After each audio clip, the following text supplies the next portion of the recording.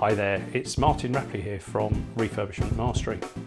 In this video, I'm going to explain something that happened on one of my projects where my contractor didn't actually want me to visit on a particular day.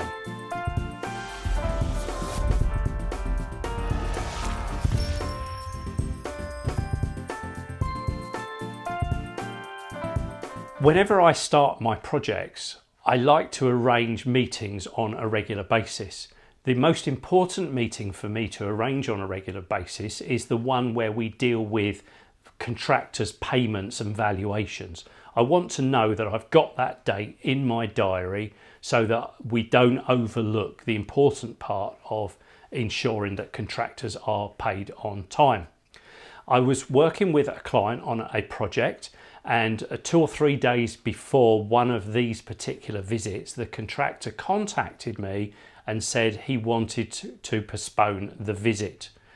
And my client said to me, what are the likely reasons for him wanting to postpone the visit? The first thing I did, of course, was get hold of the contractor and find out what his reason was.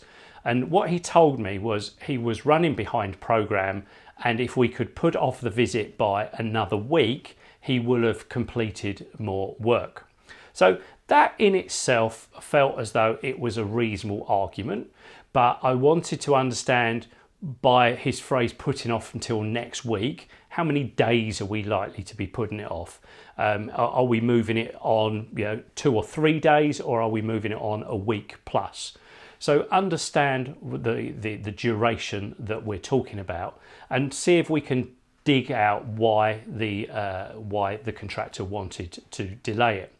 I needed to also consider that under the contract we were obliged to carry out a evaluation, so I needed to ensure that a visit was made.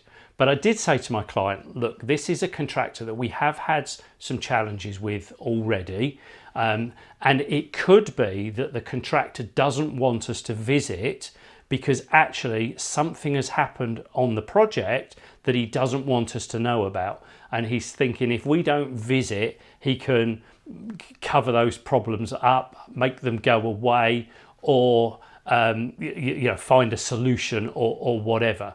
And for me, that's not necessarily a good thing. I like my contractors to be open with me. I like my contractors to explain to me what is going on, and so that myself and the rest of the professional team and the client can help find solutions to these challenges. So our concern on this particular project was that the contractor had not really done any work. Our concern was that they had perhaps stalled, the project had stalled, and they didn't want us to know that there were some problems. And so if your builder's saying to you, don't come to site, that could very easily be one of the reasons that they don't want you there, because they've got a problem and they don't want you to know about it. Well, actually, if you know about it, you might be able to help them solve it. They might think it's a problem, but you might actually say, tell you what, it's not serious for me that you've built the wall in the wrong place. We can make this work either way. Let's carry on.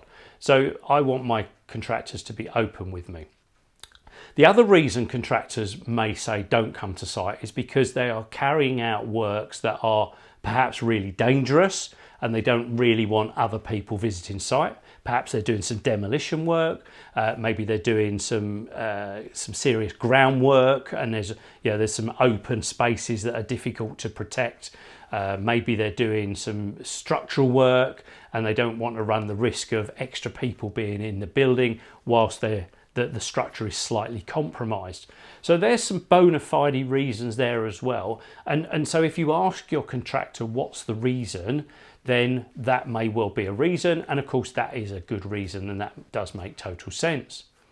Of course, they might also have a plan of not even being on site on that particular day. Perhaps they haven't got enough resources. And in fact, that was one of the questions with the contractor that I was talking to my client about. It could be that they've got no resources and no one is actually going to be there on that particular day. So is that a good or a bad thing? If it's a one-off, probably not serious, but if it continually repeats, it clearly is. If your carrying out a smaller project and there's only really a small team on site and the main guy can't be there because he's got another appointment or maybe has to be on another project, then perhaps that's acceptable. So if a builder does say to you that they don't want you on site, delve deeper. Do try and find out the full reason. In the event, in the case of the particular project that started this or caused me to make this video, what had happened is the contractor in a 4-week period between my previous visit and the one I was going to do this next valuation on, they really hadn't done a great deal of work, and they didn't really want me to know that they hadn't done any work. I know that because my client made an impromptu visit the day before we were going to go just to see what was going on, and he reported back to me that really they've done no work. What we ended up doing was making that appointment, making that visit 1 week later on, and clearly what happened is the contractor found loads of resources over that week and managed to recover the delay that they were in, so that when we did actually end up visiting the following week, they were pretty much at the target that we thought they were going to be at when we were going to visit. So we know that they had a problem. They had some resourcing issues. They perhaps hadn't been able to get hold of all the materials they needed. But what they'd realised was that they could get a whole team of guys in there and recover most of that time if we visited later on. But yeah, they were the things that were going through my mind as I was, when I was first told that they wanted to delay the project. So if a contractor, if your builder talks to you about not wanting you to be there, dig a little bit deeper and find out why. Sometimes there's a bona fide reason. Other times you need to know about it. You need to know that something's going wrong, and you perhaps need to be there with your consultants to help everyone find a solution to the challenge that the contractor, the builder, has actually got. So fingers crossed this isn't going to be relevant for you on all of your projects, but it may be relevant for you on some of your projects. So thanks very much for watching. Please do like and share these videos. We try to release a few every single month. So I look forward to seeing you on another one.